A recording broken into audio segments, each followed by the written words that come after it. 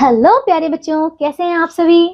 तो आइए बच्चे शुरू करें हमारा अध्याय 8 जिसका नाम है एक रहे हैं एक रहेंगे। तो बच्चों ये है एक प्यारी सी कविता, आप सभी को मेरे साथ इसे मिलकर गाना है ना बच्चों, गाएंगे। तो आइए शुरू करते हैं।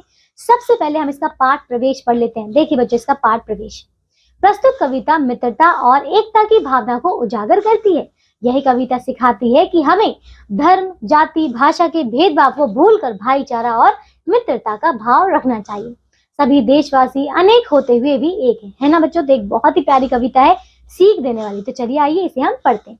देखो बच्चों, एक रहे हैं एक रहेंगे, कंठ कंठ से गूंज उठा स्वर। ठीक है, तो देखो बच्चों क्या कह रहे हैं यहाँ पे। सभी बच्चे जो है मिलकर कहते हैं कि एक रहे हैं हम, देखिए सदा हम एक ही रहे हैं और एक ही रहेंगे। और कंठ, कंठ यानी कि गला, ठीक है, यानी कि देखिए मधुर स्वर में सभी लोग जो है मीठे स्वर में गाकर कहते हैं कि हम लोग एक रहे हैं एक ही रहेंगे, चाहे फिर वो किसी भी धर्म के हो, किसी भी जाति के हो, है ना। अब आगे देखिए। सब भारत माँ के बेटे हैं, दिल से भाई भाई हम, चाहे हिंदू चाहे मुस्लिम चाहे सिख ईसाई हो, चाहे सिख ईसाई हम। तो बच्चों समझ यहाँ पे बच्चे कह रहे हैं कि हम भारत माँ के बेटे हैं ना।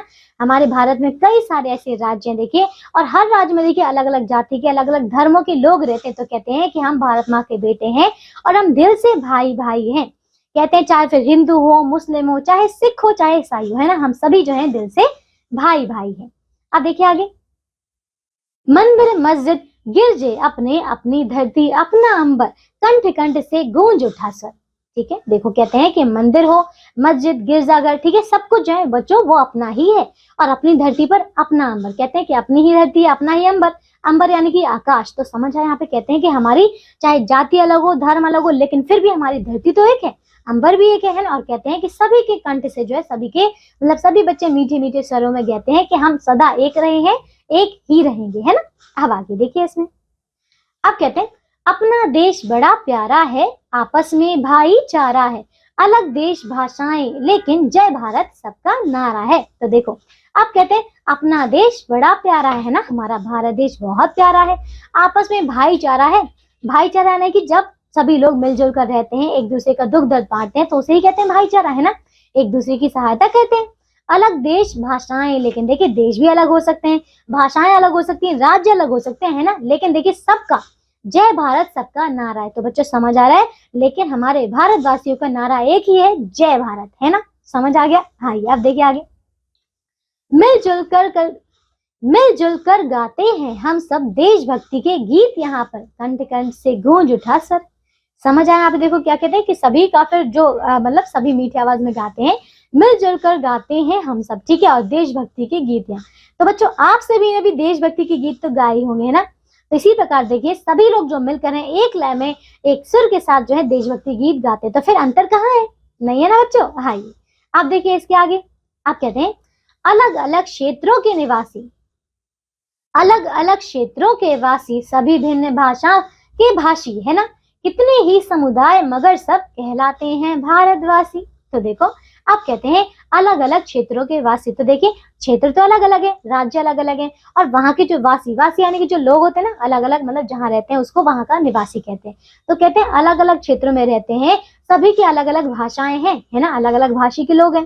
कितने ही समुदाय मगर सब, लेकिन समुदाय अलग अलग है ना, सभी के अलग अलग धर्म है, अलग अलग जाति है, लेकिन फिर भी कहलाते क्या है, भारतवासी, क्योंकि सभी भारत में ही तो रहते हैं। आप देखिए आगे। आप कहते हैं कैसे कैसे शत्रु भागते, आखिर हमसे मोह की खाकर, कंठ कंठ से गूंज उठा सर। तो देखो आप कहते हैं कि सभी लोग फिर से मिलकर यही कह रहे हैं कि कैसे कैसे शत्रु भागते, क्योंकि देखिए हमारे भारत पर बहुत लोगों ने आक्रमण किया, अंग्रेजों ने, कई और राजाओं महाराजाओं ने, लेकिन देखें हमने कैसे कहते शत्रु जो हमारे यहाँ के वीर थे, महापुरुष थे, महात्मा थे, उन्होंने देखिए उनको भगा दिया हमारे देश से, और आज हमारा देश जो है वो स्वतंत्र है ना बच्चों। समझ आया। तो ये थी हमारी प्यारी सी कविता, आप सभी ने मेरे साथ इसे मिलकर गाया, बहुत अच्छे। आइए बच्चों देखिए आप इसकी अभिप्रेरणा देखते क्या है। असमानता में कमी, भाईचारे की भावना आदि के बारे में सीखेंगे। तो बच्चों हमने इस कविता को पढ़कर ये सारी बातें इसमें जान ली, है ना। अब देखिए इसका शब्दों का पिटारा। कंठ यानी कि गला, अंबर आकाश, वासी यानी कि निवासी रहने वाला, भाषी यानी कि बोलने वाले, स्वर आवाज, भाईचारा मेलजोल, भिन्न यानी कि अलग, समुदाय, समूह। तो बच्चों समझ आया? आप देखिए इसके आगे आपको दिए गए अभ्यास के प्रश्नोत्तर, इन प्रश्नों को आप सभी बहुत अच्छे तरीके से पूर्ण करेंगे, ठीक है। तो आज के लिए बच्चों सिर्फ और सिर्फ इतना ही। मैं आशा करती हूँ आपको ये कविता पढ़कर बहुत अच्छा लगा होगा, है ना। तो अब हम मिलेंगे एक नई कक्षा में और करेंगे एक नया अध्याय। तब तक के लिए आप सब अपना ध्यान रखिए और स्वस्थ रहिए। बाय बच्चों।